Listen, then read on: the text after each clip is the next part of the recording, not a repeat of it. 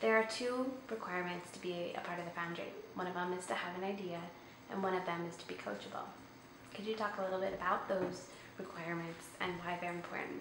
Certainly. So the two requirements, having an idea and being coachable, are, as Rob says, incredibly important to succeeding in the Foundry.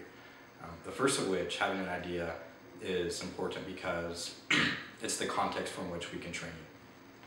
So a lot of the different principles and concepts that the Foundry tries to instill on participants require you to actually get on a court to learn them. It's not something that you can learn from a lecture or by reading a book. It requires you to actually go out and put your ideas to the test. So without an idea, we have no context from which we can train them. And the second, being coachable, is important because of the way the Foundry is structured. Earlier I spoke about the unique way in which the Foundry is organized, in contrast to traditional accelerators or incubator programs, this peer mentoring concept.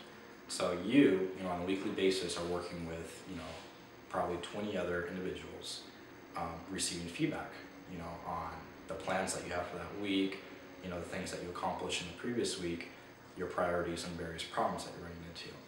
And so the way the Foundry works is usually there's a diverse group of individuals in that cohort that you're participating in. It could be a young undergraduate student who has really no work experience, or it could be someone who's in their 30s or 40s who has a very robust work experience or career that they can draw on to help you. And you need to be open to all of the feedback from all individuals. And not necessarily because everyone's always going to be right and you're wrong, or vice versa, but you're just not going to be happy as a participant in the program, in an environment in which people are constantly providing you feedback.